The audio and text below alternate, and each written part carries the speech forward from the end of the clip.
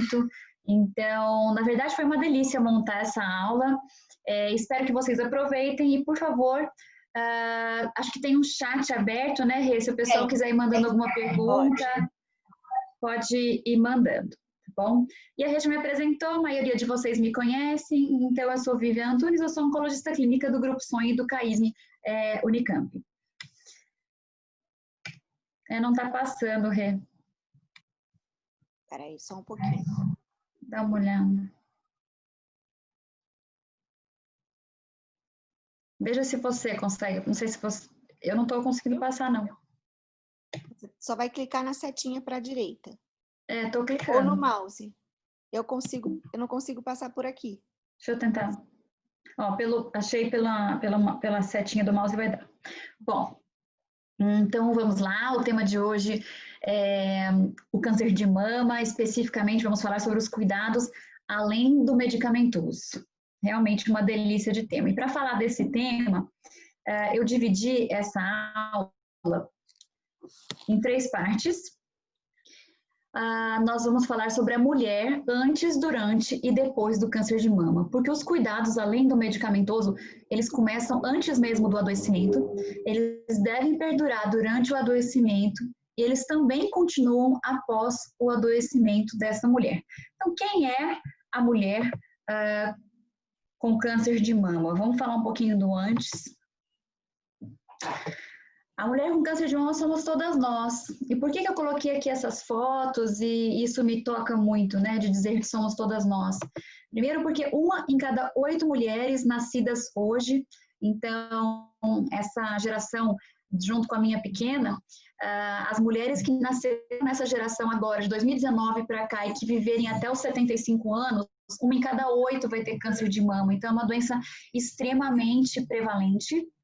E nessas fotos eu representei vários grupos étnicos diferentes, raciais diferentes, porque o câncer de mama realmente é uma doença que acomete todas nós. Como dados epidemiológicos mais recentes, a gente sabe que esse câncer continua sendo o câncer mais frequente na mulher, né? Disparadamente, ele é o primeiro em incidência e prevalência. Apenas na região norte do nosso país ele perde e fica em segundo lugar, porque a gente tem essa triste história do tumor de colo uterino que fica em primeiro lugar. Mas no resto do Brasil e na maioria dos outros locais do mundo é o câncer mais incidente.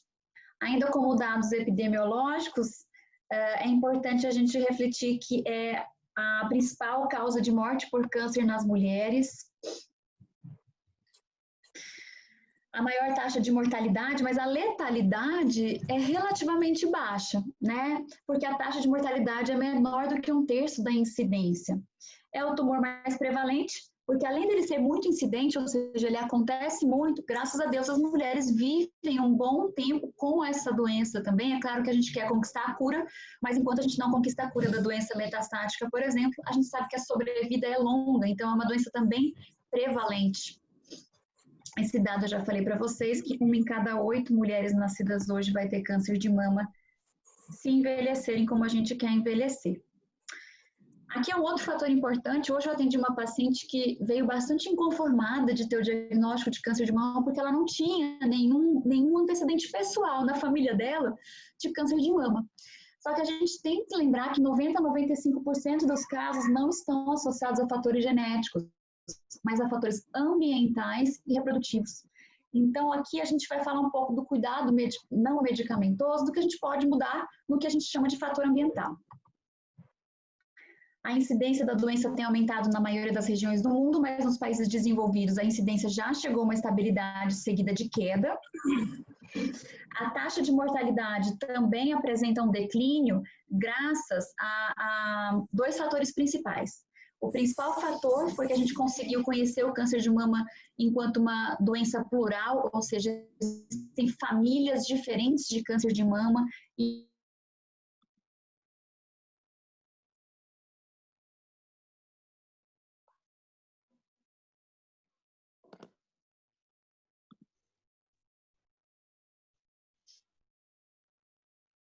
Ficou mudo.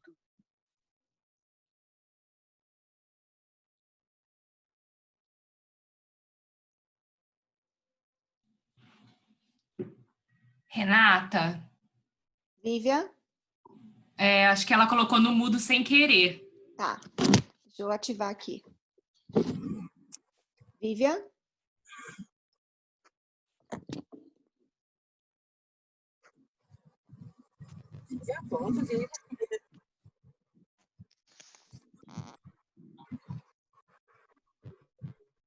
Deixa eu ver se eu consigo aqui.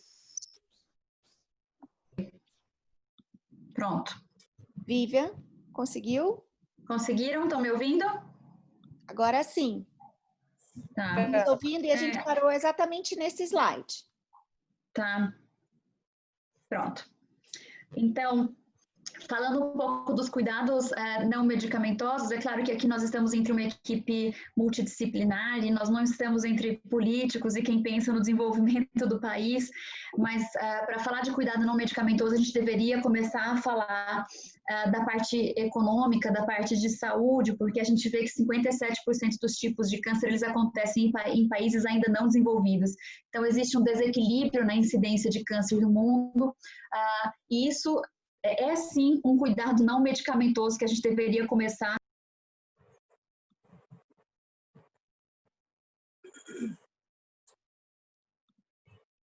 Aí o som novamente. Mas essa não falei com a gente, é com eles lá, né? Pronto. Pronto, voltou. O Rê, apareceu aqui para mim que o host, que deve ser você, que me deixou muda. Será que tem alguma coisa aí? Sim, já percebi aqui. Tem um botão clicado errado. Já consertei. Pode, agora não vai mais, vai dar mais problema. Desculpa, pessoal. Vou prosseguir aqui. Então, para falar dos cuidados do antes, né? Antes dessa mulher adoecer, o que a gente pode fazer para reduzir o risco de uma mulher ter câncer de mama, né? Quais são os cuidados que podemos ter para reduzir o risco de ter câncer de mama? Tem uma coisa que a gente não tem como mudar, que é o nosso envelhecimento. Então, nesse gráfico, o que eu trago para vocês? Vocês podem olhar que na linha horizontal a gente tem os anos da mulher aumentando e do homem aumentando. A gente tem um gráfico aqui que compreende mulheres e homens com incidência de câncer um gráfico sobre incidência de câncer de mama. E como vocês podem ver, a incidência do câncer, ele aumenta no decorrer da idade. Então, quanto mais a mulher envelhece, maior a chance dela ter câncer de mama. Isso fica muito marcado após os 40 anos, 45, em que vai subindo, 50, 60 e cai depois dos 75, 80. E, na verdade, talvez caia falsamente aqui, porque a gente deixa de fazer exame de mamografia nessas pacientes e muito provavelmente a incidência cai por isso, mas eu trago o gráfico para que a gente reflita que a incidência do câncer de mama, ela aumenta conforme a idade. Só que isso é uma coisa que a gente não pode mudar, né? Todos nós queremos envelhecer, apesar de a gente estar vivendo em uma sociedade que tem um pouco de medo do envelhecimento, a verdade é que todos nós queremos envelhecer. Então, esse é um fator que a gente não muda. Então, vamos pensar no que a gente pode mudar para não adoecer de câncer de mama. Então, o ponto principal que eu queria que vocês gravassem sobre o antes é atividade física. E, com certeza, um dos estudos mais interessantes, se não o mais interessante com relação a isso, é esse publicado na JAMA, em 2016, que foi um estudo que avaliou uma quantidade muito grande de pessoas, 1.500.000 pessoas, por 11 anos, mostrando que a atividade física realizada por 150 minutos na semana, isso é o mínimo, 150 minutos na semana, moderada, ela pode diminuir o risco de aparecimento de 13 tipos de câncer, e em especial para o câncer de mama, isso é muito verdadeiro, né? Então, a prática de atividade física, ela foi capaz de reduzir a incidência do câncer de mama em 20%, o que é maior do que muitos remédios. Se a gente for pensar, são poucos os remédios que trazem uma redução de incidência dessa ordem, né, de 20%. Então, é muito importante que a gente comece a implementar a recomendação de atividade física como um cuidado não medicamentoso, talvez o mais importante nessa fase antes do câncer, né, para prevenir o câncer. Qual é uma outra estratégia que a gente pode ter, não medicamentosa também, para reduzir o risco de câncer de mama? Então, é a gente coibir o ganho de peso. instruir as nossas pacientes, instruir nós mesmos de como orientá-las a evitar o ganho de peso, principalmente depois da menopausa. E esse é um estudo bastante importante, porque é uma meta-análise que mostrou isso daqui. Esse gráfico, então, é um gráfico forest plot, nós chamamos de forest plot. Vocês conseguem ver o meu cursor ou não? Consegue. Tá. Então, aqui no cursor, olha o que eu estou mostrando. As mulheres na pós-menopausa estão aqui em cima e as mulheres na pré-menopausa estão aqui. Tudo que ficar do lado direito do gráfico mostra que a cada 5 quilos de peso que a mulher ganha, além do peso ideal dela, favorece o aparecimento de câncer de mama, principalmente na pós-menopausa. Então, a gente vê que aqui na pré-menopausa, isso é menos insinuado, então esse ganho de peso, ele tem menos potência de causar o câncer de mama na pré-menopausa, mas na pós-menopausa, a cada 5 quilos de peso que a mulher ganha, o risco de câncer aumenta significativamente.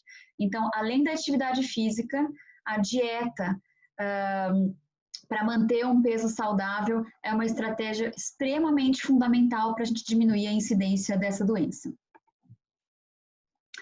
Aqui também é um gráfico que mostra o aumento do risco de câncer de mama nas mulheres já menopausadas com o ganho de peso. Então, a gente vê aqui 5 quilos a mais, 10, 15, 20. Então, quanto mais peso essa mulher ganha acima do peso ideal, aumenta o risco relativo, que é a chance dela ter câncer de mama. Então, com relação à estratégia de prevenção, o que eu queria deixar de cuidado não medicamentoso principal para que vocês pensem, inclusive para que pensem em estratégias que possamos traçar para ajudar nesse tipo de prevenção, é o estímulo de dieta e atividade física na nossa população como um importante e poderoso instrumento de redução de incidência de câncer de mama. Vamos falar um pouquinho agora sobre um outro aspecto que me encanta bastante, que é o câncer de mama e fertilidade, né? Que é um outro tipo de cuidado não medicamentoso que precisamos prestar muita atenção. Aquele gráfico que eu mostrei para vocês, eu estou repetindo aqui para a gente lembrar que o câncer de mama, a incidência do câncer de mama aumenta ao longo da idade. E o que é que tem acontecido, né? Com relação à fertilidade especificamente. Então, esse gráfico aqui é um gráfico que mostra que as mulheres começaram a ter filhos mais tarde no nosso país. Isso não é algo que tem acontecido só no Brasil, isso acontece em vários outros países. Na Europa, né, é uma coisa ainda mais insinuada, mais marcante do que no Brasil, mas vocês podem olhar aqui, então, a linha tracejada em vermelho era a idade em que essas mulheres tinham filhos em 2005. 10 anos depois, que a linha tracejada em azul, a gente começa a ver um achatamento da curva, né? Acho que agora essa palavra achatamento está mais conhecida de todo mundo, mas vocês podem notar que as mulheres começaram a ter filhos mais tarde. Então, eu dei a primeira informação contando para vocês que o câncer de mama aumenta com relação ao aumento de idade e as mulheres começaram a ter filhos mais tarde. Então, o que que acontece? O que acontece é que numa maior quantidade de vezes, nós estamos nos deparando no consultório com mulheres que têm o diagnóstico de câncer de mama, que ainda não tiveram filhos, ou que já têm um filho e desejam ter outro filho, e com as quais a gente precisa conversar sobre estratégias de prevenção de perda ovariana, né, da manutenção da fertilidade. E o que nós temos de mais interessante, de publicação mais interessante sobre esse aspecto, é essa publicação no JCO de 2018, em que a primeira informação que a gente precisa guardar e que precisa ser passada para as nossas pacientes é uma informação que nos acalenta, que é a informação de que a gravidez após o câncer de mama é segura e que não produz piores desfechos. Por que isso aqui é muito importante? Porque as pacientes que têm um tumor, principalmente do tipo hormonal, né, vocês já tiveram aula sobre isso comigo, acho que o ano passado ou retrasado, sobre os subtipos de câncer de mama, mas a gente tem basicamente o subtipo hormonal e o não hormonal como a principal divisão entre eles, né? As pacientes que têm o subtipo hormonal têm uma preocupação muito grande, porque elas sabem que na gravidez os hormônios femininos, especificamente a progesterona, aumenta muito, então existiria um medo de recaída de câncer, né? A paciente que já teve um câncer e quer engravidar tem medo de aumentar a chance dela de ter recaída por engravidar. E a verdade é que já é seguro, na ciência se sabe que a gravidez não piora a chance desse câncer voltar. Então, é seguro que ela engravide. Porém, é seguro, mas não é frequente. Então, não é frequente que as mulheres que têm o diagnóstico de câncer de mama e tenham sido tratadas consigam engravidar. E numa grande maioria das vezes, isso acontece pela menopausa induzida pelo próprio tratamento. Então, a quimioterapia, ela, infelizmente, para conseguir aniquilar as células ruins do câncer, a quimioterapia também mata as células que estão sendo produzidas no ovário. E essas células são produzidas no ovário, que são os oócitos, são fundamentais para a gravidez, né? Não existe gravidez sem formação de embrião. Então, como a quimioterapia acaba por aniquilar também essa produção, que não é infinita, né? A mulher, ela nasce com uma quantidade de óvulos e ela vai gastando esses óvulos a cada menstruação, então não é uma quantidade infinita, inclusive ela é previsivelmente finita. Isso acontece durante a quimioterapia. Então, nós precisamos conversar sobre um cuidado não medicamentoso, que seria a preservação de fertilidade. E é um tema subabordado nas consultas e que precisa ser muito valorizado. Então, quais as estratégias a gente tem? Basicamente, o congelamento do próprio óvulo, pré-quimioterapia, então antes da quimioterapia, o congelamento do embrião ou o congelamento de tecido ovariano, que é algo experimental. Congelar o tecido ovariano é mais importante nas crianças que têm câncer, tá? Porque as crianças que têm câncer, elas ainda não estão ovulando, né? Elas não estão produzindo óvulo. Então, a estratégia que se tem é congelar um pedacinho do tecido do ovário para que mais para frente possa se captar óvulos desse tecido.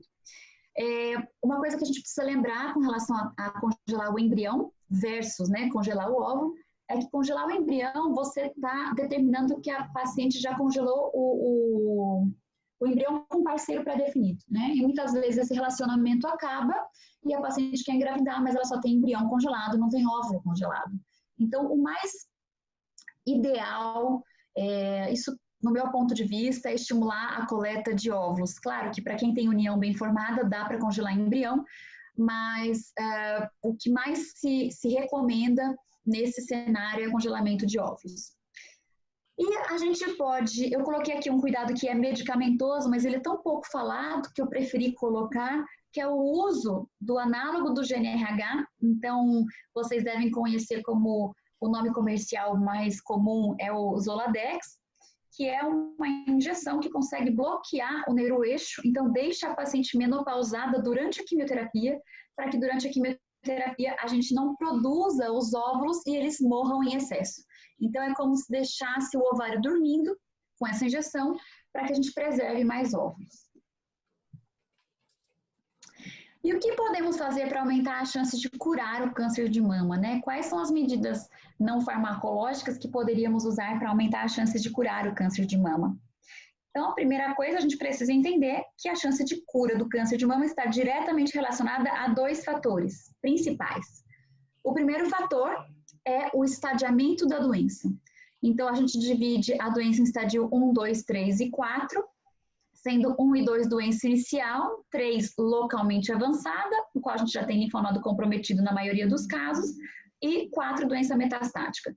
Esse gráfico mostra para vocês que quanto mais avançado o estadiamento, mais a chance de morrer por câncer de mama, maior a chance de morrer por câncer de mama, e ele mostra também que o segundo fator que determina a chance de cura ou morte por câncer de mama é o subtipo molecular.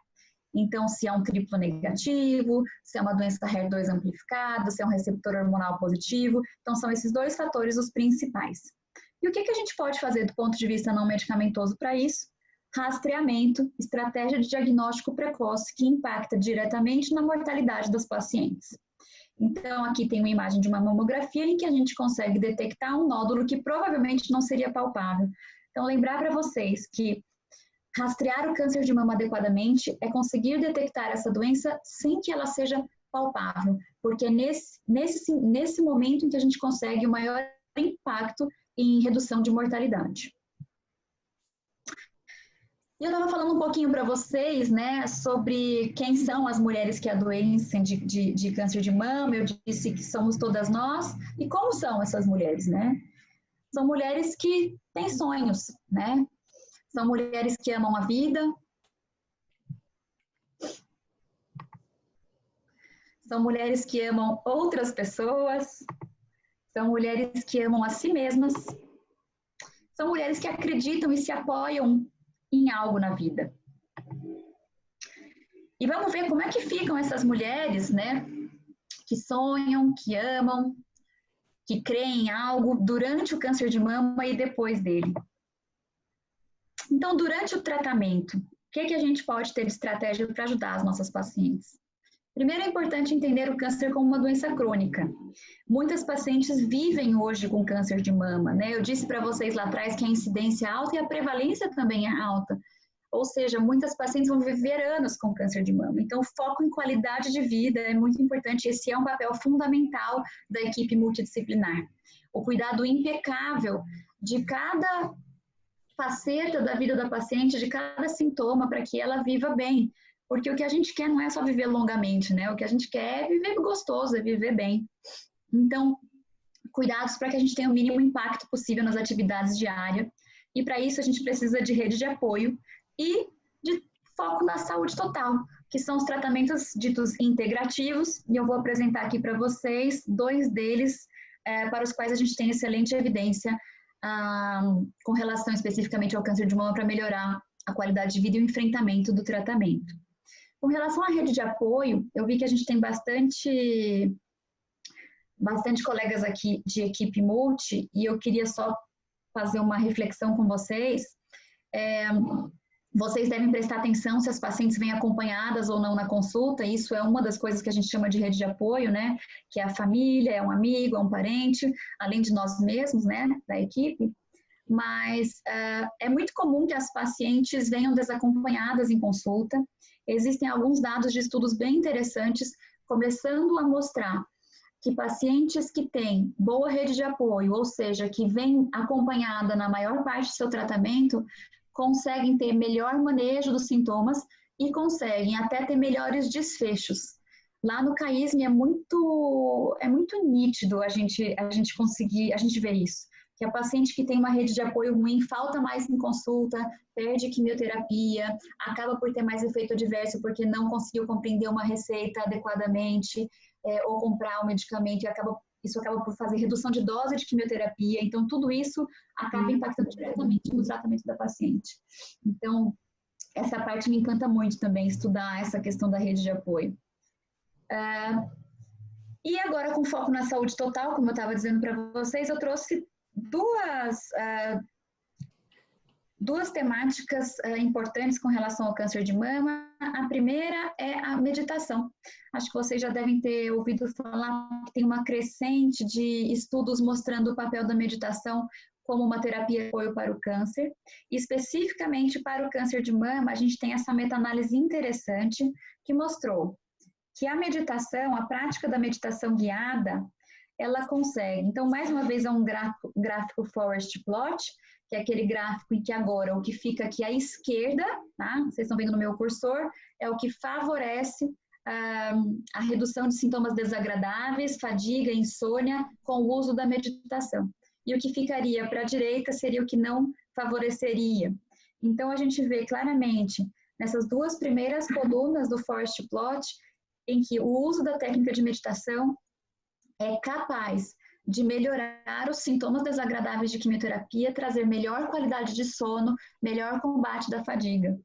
Então, é algo que é relativamente simples de fazer, não é tão difícil também de implementar em ampla escala e que a gente deve considerar fortemente. Um outro cuidado dito total, né, pensando em saúde total, é yoga. Recentemente eu escrevi um texto sobre yoga, talvez vocês que nos acompanham tenham lido, mas eu até me surpreendi escrevendo esse texto, porque eu achei que a qualidade de evidência que eu ia encontrar para o uso de yoga como uma estratégia não medicamentosa para controlar sintomas desagradáveis de tratamento e também para ajudar no enfrentamento da doença, eu achei que a qualidade da evidência não seria boa, E a gente tem até um estudo randomizado, que é esse aqui que eu estou trazendo para vocês, que é um estudo do MD Anderson, em que eles randomizaram 180 pacientes para fazer yoga ou um alongamento comum não guiado, que era o grupo controle, né? O grupo intervenção foi o grupo de yoga. E olha o que eles fizeram, que interessante. Eles dosaram o cortisol na saliva das mulheres dos dois grupos. O cortisol é conhecido como o hormônio do estresse. Então, quanto maior o cortisol do nosso corpo, mais estressados estamos nós, mais as nossas reações todas do corpo ficam desarranjadas. E o cortisol conseguiu ser baixado no grupo de pacientes em que praticavam a yoga regularmente de 3 a 5 vezes na semana. Essas pacientes também tiveram melhor qualidade de sono, menos fadiga e uma melhor percepção de sua doença de manejo dos sintomas. Então, é outra estratégia muito interessante para as nossas pacientes e, por conta disso, a yoga tem ganhado aí apoio do NCI, que é um importante órgão de combate ao câncer no mundo. Então, a gente tem pacientes vivendo cada vez mais e cada vez melhor, como eu disse para vocês. Então, cada vez mais as custas de tratamentos inovadores. Então, eu trouxe 3 curvas aqui para vocês, só para mostrar 3 remédios inovadores em que as pacientes estão vivendo anos e cada vez mais anos com a doença, né, com o câncer de mama, e isso faz com que o que eu disse anteriormente tenha muita relevância, porque a gente quer, novamente, né, não viver só longamente, mas viver bem. Então, aqui para as pacientes que têm o subtipo do câncer luminal, que é o hormonal, a gente tem um tratamento inovador mostrando que a quantidade de anos vividos por essas pacientes supera 3 a 5 anos. Para as pacientes com a doença HER2 positiva, né, vocês veem muitas pacientes usando o pertuzumab e o Herceptin. Essas pacientes também têm uma sobrevida mediana muito alta, de 5 anos, sendo que 40% delas estão vivas em 8 anos. E mesmo para as pacientes com tumor triplo negativo, estão começando a surgir algumas estratégias que também estão trazendo sobrevidas mais longas para essa doença que é a sobrevida mais curta, né? Então, as pacientes estão vivendo cada vez mais, mas felizmente, elas estão vivendo cada vez melhor.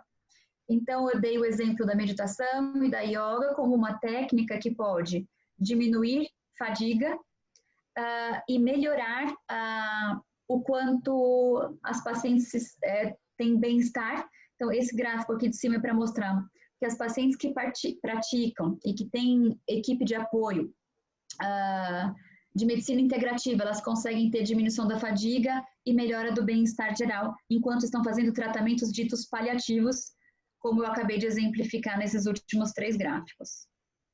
Aqui é para mostrar que os estudos de novos remédios também estão começando a se preocupar com qualidade de vida, tá? Então, é só um gráfico que eu mostro para vocês, que é um gráfico que mostra a melhoria de qualidade de vida em pacientes usando uma medicação relativamente nova, que é o talazoparib, mas para mostrar que essa preocupação, ela tem sido incluída até nos estudos clínicos. Então, a gente falou um pouquinho do que a gente pode fazer antes da mulher adoecer, falamos um pouco do durante, vamos falar do depois. E por que falar do depois é tão importante? Porque o fim do tratamento do câncer de mama não significa o fim de uma jornada do câncer. As sobreviventes do câncer de mama, elas experimentam efeitos tardios das medicações, por exemplo, menopausa precoce, por exemplo, neuropatia, por exemplo, depressão. Então, os aspectos emocionais e sociais também devem ser alvo de atenção. E também temos que focar na prevenção primária das recidivas. E aqui, mais uma vez, vai entrar a dieta e atividade física, como eu mencionei lá nos slides iniciais. Vou mostrar um pouco de evidência sobre isso aqui também. Então, depois do câncer, né? O que a gente pode fazer para diminuir a chance do câncer voltar? Então, de novo, dieta e atividade física são 2 estratégias que mostram o impacto real na redução da porcentagem de recidiva do câncer. Existem estudos sérios mostrando isso. Nos Estados Unidos, esse movimento que eu coloquei chama Moving On, é um movimento de pacientes que começaram a conscientizar outras pacientes sobre a porcentagem de redução de recidiva relacionada à atividade física e dieta. Essa porcentagem ela chega a alcançar quase 30% de diferença entre pacientes que conseguem manter o peso saudável e fazer atividade física ou não. Nesse gráfico aqui, é um gráfico que tem um pormenor muito triste, né? E eu resolvi trazê-lo porque existe algo para a gente fazer com relação ao aspecto socioeconômico. Como eu coloquei lá no antes, eu quis trazer isso agora para o depois também.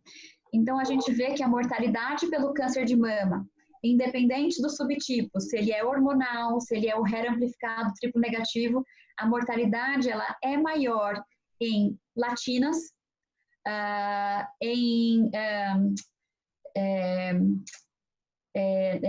população negra e população latina. Então, volto a dizer que nós somos equipe de saúde, o nosso foco maior não é em estratégia política de prevenção, mas isso é bem importante que a gente mencione numa aula como essa. E sobre os aspectos emocionais e sociais, eles devem ser alvo de atenção depois do tratamento por conta dessas publicações que eu vou colocar aqui como sugestão, inclusive, de leitura, e vou falar um pouquinho sobre o principal achado de cada uma.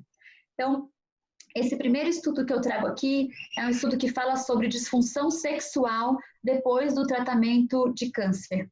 Então, nesse estudo, as pacientes, elas relataram uma percepção de 80% de piora na vida sexual. Quase metade das pacientes não mantém mais vida sexual ativa depois de um tratamento de câncer. E esse estudo inclui, inclusive, mulheres jovens. Então, é um tema que, honestamente, é pouco abordado em consultas e é extremamente importante. Existe um estudo que foi um questionário feito na Inglaterra com pacientes que tiveram câncer de mama e foi perguntado a elas qual foi o sintoma mais negligenciado pela equipe de saúde, o sintoma que passou desapercebido e que ninguém perguntou e sobre o qual elas sofrem. E a disfunção sexual e a sensação de secura vaginal, os sintomas relacionados à menopausa, foi o topo da lista do que essas pacientes referem como sintoma negligenciado, tá? O segundo estudo aqui, ele fala sobre depressão após o câncer de mama. É um estudo de revisão, é um estudo epidemiológico, e esse estudo traz um dado muito alarmante. 60% das pacientes que trataram câncer de mama, elas têm diagnóstico clínico de depressão.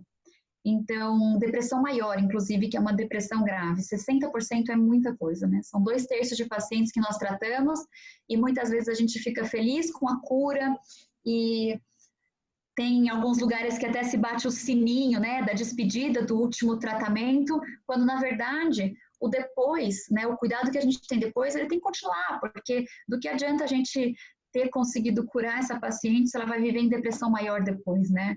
Então, a gente precisa focar muito nesses cuidados integrais da saúde da mulher após também o tratamento. Esse terceiro estudo, eu só estou colocando para vocês tudo que me chamou muita atenção quando eu fiz essa aula, é sobre a estabilidade marital, então o número de divórcio. Isso é diferente em diferentes etnias, mas chega a 50% a chance de divórcio depois de um câncer de mama. E, honestamente, para quem trabalha especificamente com câncer feminino, eu diria que esse número é extremamente verdadeiro. A gente vê quase metade dos casais se divorciando. Felizmente, muitas das pacientes, elas se recuperam vida amorosa depois, mas é uma chance de divórcio muito alta. E esse, novamente, fala sobre a sexualidade, especificamente para pacientes mastectomizadas. E por que isso é importante? Porque muitas vezes as pacientes optam por cirurgia de mastectomia por medo do câncer voltar, e a gente sabe que a cirurgia de mastectomia ela tem um impacto também em vida sexual. Então é importante que a gente saiba orientar a paciente com relação a esse desfecho também. Perdão. Então, focar em prevenção primária da recidiva, o mais importante é, com certeza, dieta e atividade física. E existem evidências muito consistentes que apontam essa redução, né, quando a gente faz dieta e atividade física. Além desse estudo que eu coloquei aqui embaixo, tem uma outra bibliografia interessante sobre isso. Quem quiser pode me pedir depois que eu coloco aqui. Então, a gente tem que focar no preparo não só do médico. Eu coloquei aqui do médico, mas me corrijo. O preparo da toda a equipe de saúde deve ser um preparo forte para que a gente consiga orientar as nossas pacientes sobre quais são os benefícios que elas podem ter com estratégias de prevenção de recidiva, como dieta e atividade física.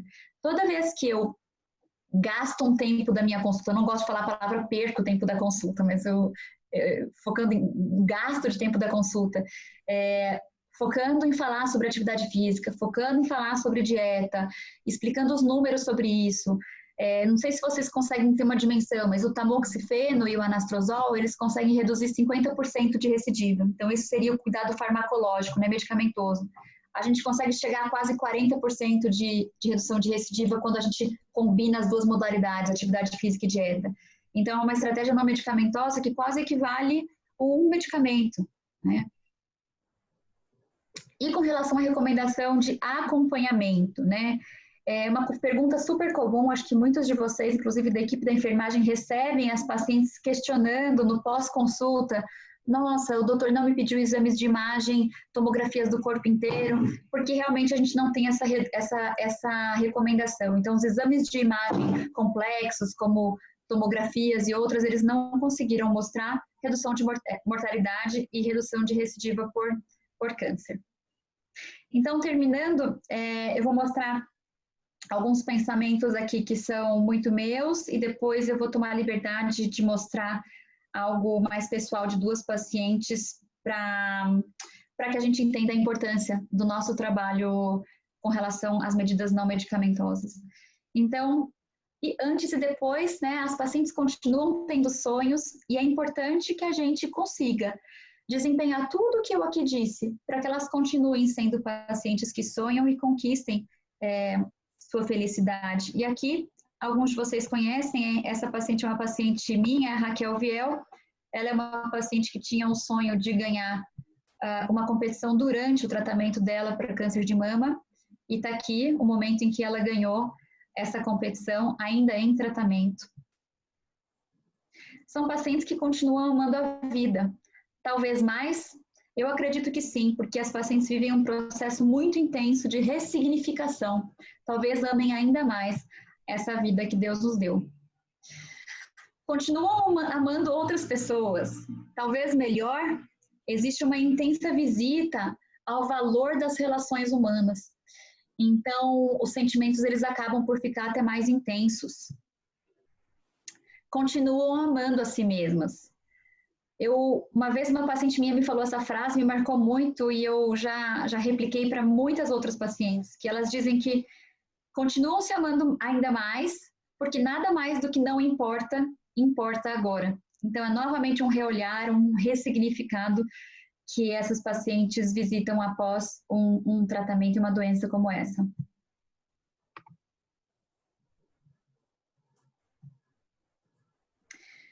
Acreditam e encontram seus apoios, né? O autoconhecimento é um valioso instrumento de enfrentamento e ele fica mais intensificado também depois desse tipo de vivência. E por conta de tudo isso que eu falei para vocês, o que acontece antes e depois, o que ocorre é um processo de transformação. E todo o processo de transformação, ele precisa ser cuidado. E ele deve ser cuidado por nós.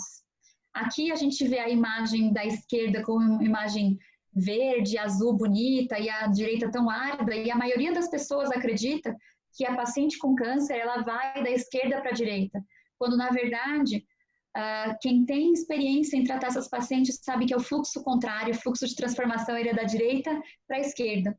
Mas volto a dizer para vocês que todo o processo de transformação, ele precisa ser cuidado, porque ele é um processo intenso. E com relação ao cuidado, algo que me chama muita atenção e que eu gosto muito de replicar é essa frase da Cicely Saunders, que é a grande profeta do paliativismo, que diz que o sofrimento humano só é inaceitável quando não se é cuidado. E se todos vocês estão aqui me ouvindo hoje, até agora, e se eu deixei minha filhinha em casa para estar aqui, para replicar isso, é porque eu acredito no cuidado. E eu acredito que nós somos capazes de cuidar das pessoas. E aí, para finalizar, eu trouxe duas reflexões de duas pacientes das quais eu sou fã, eu me torno absolutamente fã das minhas pacientes. Essa paciente não é uma paciente minha, mas é uma paciente que eu tive a oportunidade de conhecer, ela é a Julia Maues, e ela tem um blog maravilhoso que eu recomendo, que chama It's Not Pink. Então, para quem quiser ver um pouquinho a versão da paciente sobre as coisas, é algo que eu faço com bastante frequência, que é visitar esse tipo de plataforma que as pacientes criam para que eu possa entender um pouquinho o lado delas. É uma paciente que tem câncer de mama metastático há 8 anos, ela engravidou e descobriu câncer de mama ainda grávida e teve uma metástase cerebral no final da gravidez. E ela está viva há 8 anos, ela participou de alguns estudos clínicos, e ela diz que a história dela com relação ao câncer de mama, ela tende a ser vista como trágica. Mas, na verdade, o que ela quer é conseguir inspirar pessoas a entenderem que o câncer é parte da vida dela, mas não a define. E ela fala muito sobre rede de cuidado, rede de apoio, e ela tem uma gama muito grande de profissionais que a cuidam e que estão em contato com esse blog que ela criou para conseguir inspirar profissionais de saúde também, além de pacientes. Então, se vocês desejarem ser inspirados, essa aqui é uma das minhas recomendações.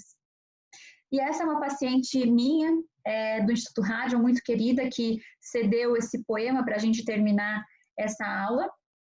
Ela tem um blog também, tá? É um blog que se chama Lotus Rosa, o qual eu convido vocês também a visitar, porque faz com que a gente entenda melhor o panorama em que essas pacientes vivem antes, durante e depois do câncer, para que nós sejamos melhores profissionais na vida delas. Então, isso é uma coisa que ela escreveu no último dia de quimioterapia dela, lá no rádio, e ela me cedeu gentilmente, eu vou ler para vocês para finalizar a aula agora. O que aprender com a dor? Que dor? Aquela que dói no corpo, aquela que dói na alma.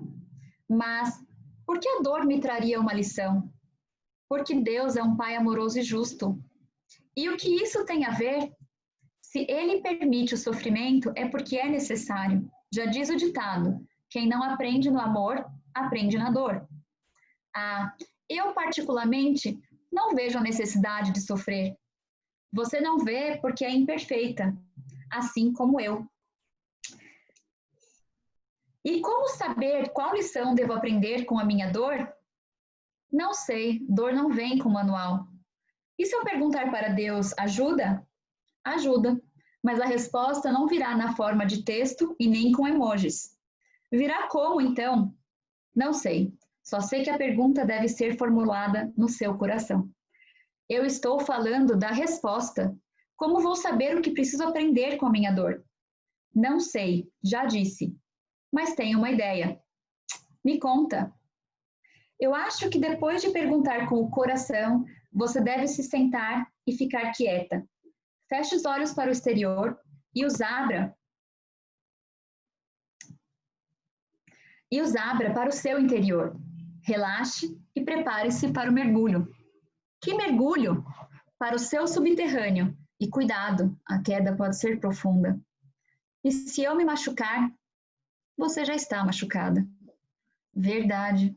E o que eu faço depois que chegar ao fundo?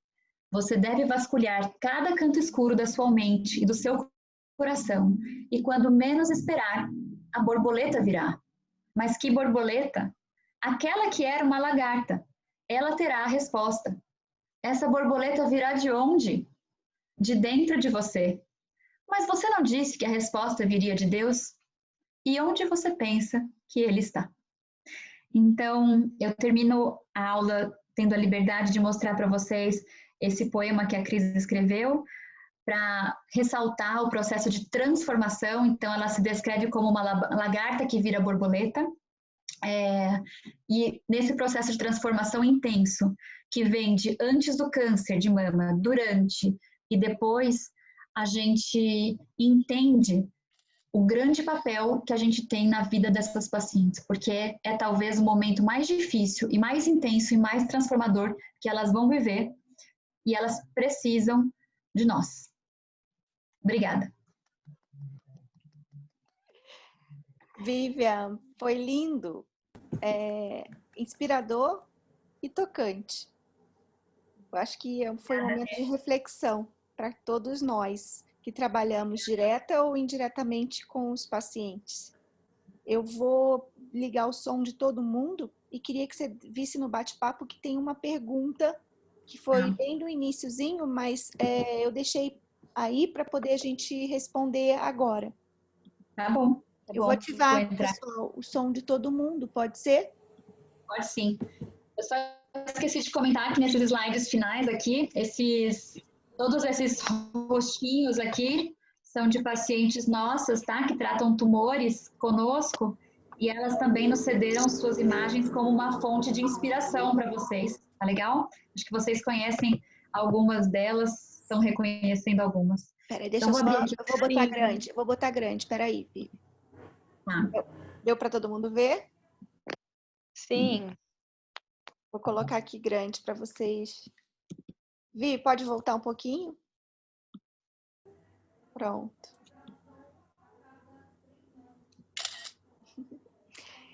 Muitas a gente conhece, né? Gostoso, né? Porque eu acho que a gente se inspira em vidas humanas reais, né?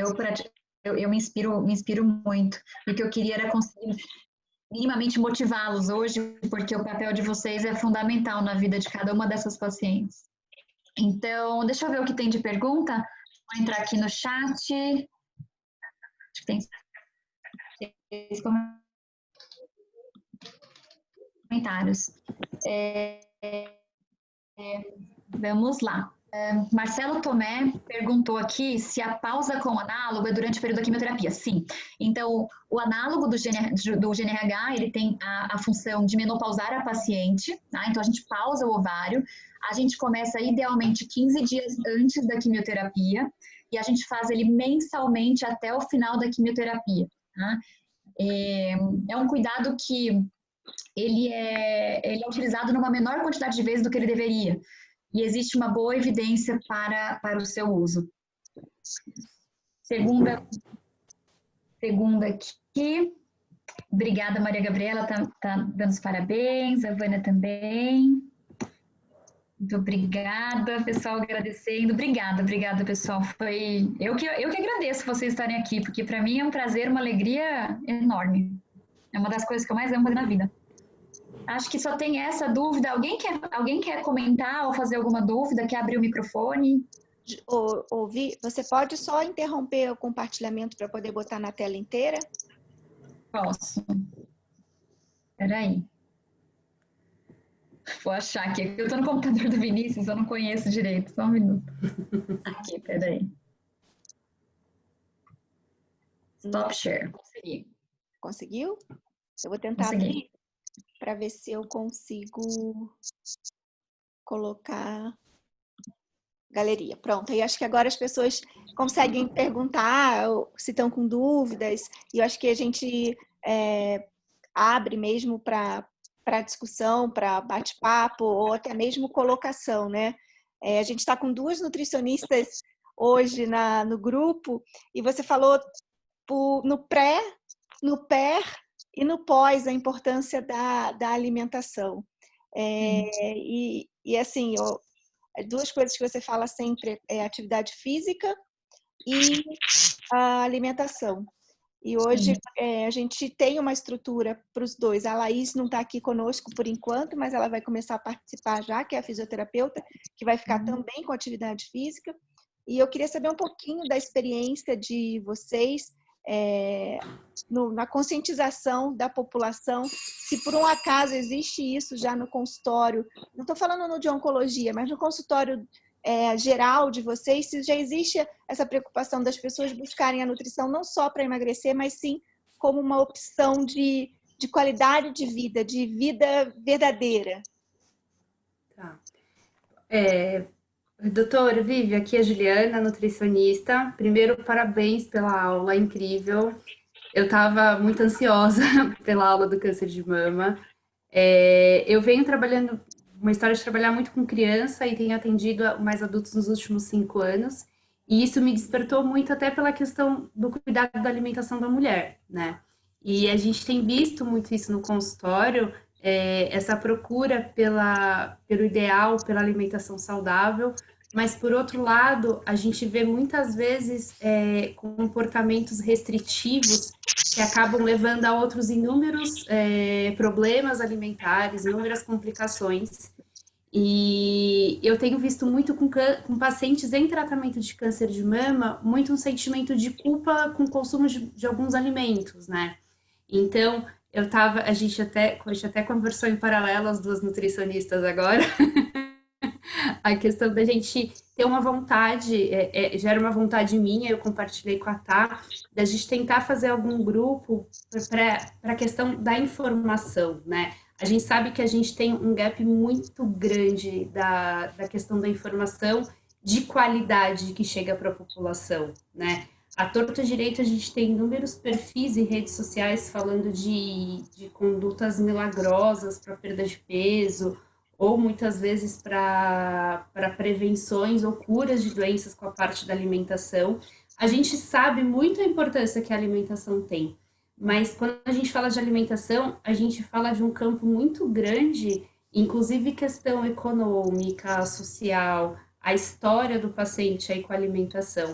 Então, muitas vezes, essas condutas restritivas que chegam para a gente no consultório, elas trazem, assim, muitos outros problemas, né? E aí a gente, como profissional da saúde que tem esse compromisso, a ideia é muitas vezes pensar em fazer alguma coisa para contribuir mesmo com a população. E com certeza. Juliana, obrigada pelo seu comentário. Tem algumas considerações a fazer. Então, sua observação é verdadeira, essas condutas restritivas, elas têm sido muito frequentes mesmo. Existe também uma desinformação e um conceito que eu diria que ele é até cultural, de que fazer quimioterapia emagrece. Tá? Então, a gente recebe quase todas as pacientes do consultório muito preocupadas em comer para a imunidade ficar boa, o que é realmente uma preocupação, mas elas acham que elas vão fazer quimioterapia e vão emagrecer, porque a visão que se tem da década de 70 é que as pessoas que fazem quimioterapia definham, né? Quando, na verdade, infelizmente, a caquexia pelo câncer é algo relacionado à doença, né? E não ao tratamento, quando esse tratamento está bem otimizado, bem prescrito, tá? Mas elas acreditam que elas vão emagrecer. Então, existe uma completa desinformação a respeito, e isso, assim, eu trabalho no público e no privado. Então, eu trabalho, assim, de norte a sul, não só da cidade, mas no perfil socioeconômico. E isso não depende de perfil socioeconômico. As pacientes do privado e do público pensam que vão emagrecer fazendo quimioterapia, quando, na verdade, a gente tem dados muito firmes já na literatura de que as pacientes com câncer de mama, elas engordam em tratamento, tá? Elas chegam a ganhar 10% do peso corpóreo. Sim. Isso por vários motivos, né? Um dos motivos é o uso do corticoide, que aumenta um pouco a fome de carboidrato, aumenta mesmo, né? Não é uma dose baixa de corticoide, a gente tenta baixar, mas... E não é só uma retenção hídrica, é aumento de apetite mesmo, né?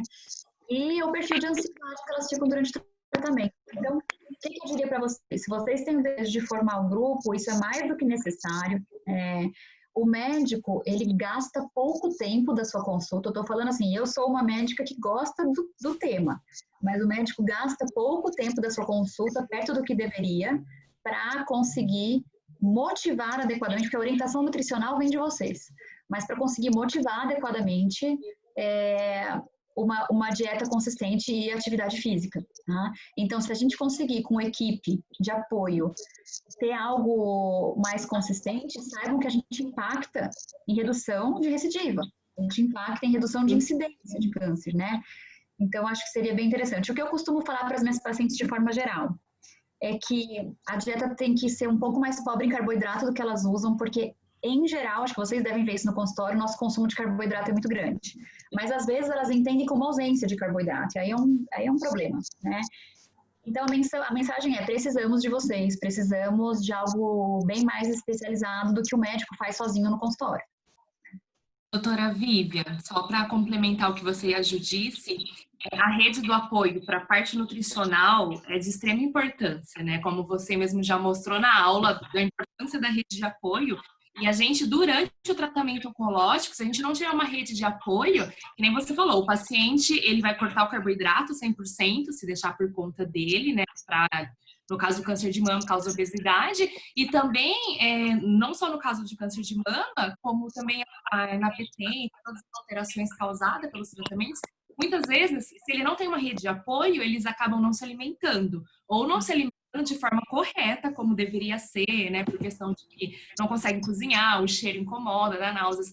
E aí também partem para a alimentação que não é tão saudável nesse momento. Então, a rede de apoio no geral para um paciente oncológico é de extrema importância também na área de nutricional.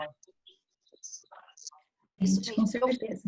Outros pontos que eu anotei, além da atividade, da alimentação, que fertilização, né, Vivian, que você sempre fala isso pra gente, e é algo que às vezes pode passar desapercebido numa consulta onde você tem milhões de informações para dar.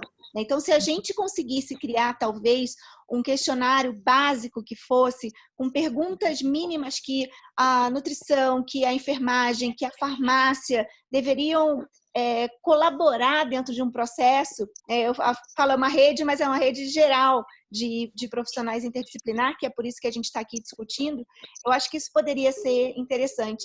E aí, doutora Vivi, eu convido, se você pode, se a gente junto como grupo conseguir desenhar alguma coisa, se você pode avaliar junto conosco se é um questionário aplicável ou não dentro da peculiaridade de cada profissional que está aqui presente. Obrigada, Rê. Eu acho que ter um questionário nos ajuda a não perder pontos importantes, né? Porque eu já vivi essa situação muito triste de uma paciente terminar o tratamento dela, aí ela vem um ano depois, então ela já está bem, porque a percepção de saúde, ela vai mudando. Então, no momento que a paciente está em tratamento, ela tem muito medo de morrer, né? E ela tem muito medo de ter recidiva, muito medo de morrer. A partir do momento que ela se vê sem câncer, 1 ano, 2 anos depois, tem o desejo de engravidar, porque a percepção de saúde vai voltando. E é muito triste quando você informa pela primeira vez essa paciente de que ela não vai conseguir engravidar, sendo que isso deveria ter sido previsto, conversado, coletado óvulo, conversado com o parceiro, uma estratégia medicamentosa, que é o uso do análogo. Então, assim, talvez criar um tipo de ferramenta, né, da equipe multi, criar um tipo de ferramenta para ver se tópicos importantes foram abordados, né? Faz sentido. Então, o paciente foi encaminhado para uma consulta de orientação nutricional, o paciente foi encaminhado para um preparador físico ou para uma consulta que talvez uma enfermeira integre tudo, né? De preservação de fertilidade, foi questionado, foi comentado na sua consulta isso com você, para que a gente consiga minimizar as perdas de tratamentos tão importantes, né? Sim. Acho que pode ser interessante desenhar isso. Uma outra coisa que eu pensei especialmente interessante, não sei se tem assistente social aqui hoje, não estou vendo. Tem alguém assistente social? Não? Mas eu estou vendo a Célia aqui, que é minha amigona enfermeira lá do CAISM. Uma coisa que a gente tem muito lá no público, né, é a questão do impacto que a falta de rede de apoio tem nos desfechos, como eu comentei na aula.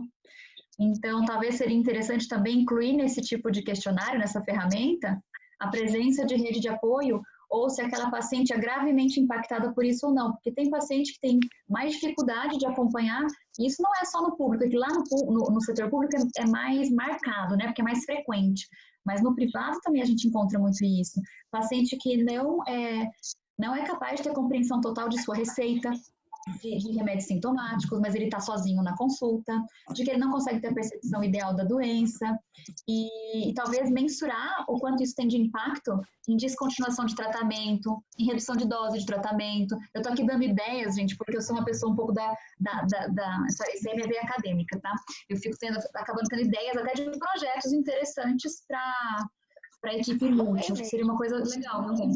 Sim, Marcelo na outra reunião de GI trouxe uma ideia de a gente fazer um aplicativo em comum, né, em conjunto, algo fácil, friendly dentro do próprio celular, né, Marcelo, onde a gente possa mensurar eventos colaterais, eventos adversos de uma maneira geral, ou seja, as ideias surgem e a gente precisa ter tempo depois para sentar e colocar num papel. Eu acho que o meu papel aqui pode ser esse, de juntar vocês para a gente colocar num papel, e tendo alguém que ajude a orientar se é o caminho correto ou não, acho que isso seria bem interessante. Vi, eu sei que você tem seu horário com a pequena. A gente tem aqui uma pergunta sobre câncer de mama triplo negativo. Não era muito o objetivo da aula falar de tratamento, por isso que ela é além do medicamentoso. Mas se vocês julgarem que seja necessário, a gente se coloca à disposição de fazer uma aula só sobre medicamentos, né? O que há de mais moderno, talvez, em termos de tratamento para os pacientes. Mas esse não é o objetivo aqui nesse primeiro momento. Era o objetivo mesmo de tocar a gente aqui dentro e saber que a gente pode fazer a diferença na vida das pacientes como uma equipe interdisciplinar. E eu acredito que isso a Vivian tocou todo mundo bastante. Tem várias coisas que eu quero perguntar, mas eu sei do seu horário. Eu agradeço a presença de todo mundo aqui. A gente realmente cumpriu esse momento aqui da hora que a gente está se colocando à disposição. Agradeço a presença de todos. Convido todo mundo para ligar suas câmeras para a gente fazer uma foto linda, para a gente conseguir tirar uma foto de todo mundo. Vivian, muitos recados aqui de aula sensacional e aula excelente, e eu acho que isso nada melhor do que a gente ter esse tipo de feedback durante a aula mesmo, para eu poder pedir, gente, para ela dar mais. Então, pode mandar. Ótimo. Mas é isso mesmo, gente. Eu vou fazer uma foto com todo mundo. Só para finalizar, contar aí para vocês que está sendo um desafio conseguir dar aula aí nesse horário. Eu ainda amamento, mas vocês, assim, com esses comentários aqui, me incentivaram muito. Vou voltar super feliz para minha casinha, me inspiraram a prosseguir e a continuar. Então, muito obrigada pelo carinho. Obrigada a você. Um sorriso de todo mundo, que eu vou tirar uma foto. Cheese. Vi, muito obrigada, gratidão mesmo. Parabéns. Pessoal, muito obrigada, viu? E as perguntas, Gabi, eu mando para você. Depois ela responde, eu mando para vocês, eu prometo. Tá bom? Tá bom.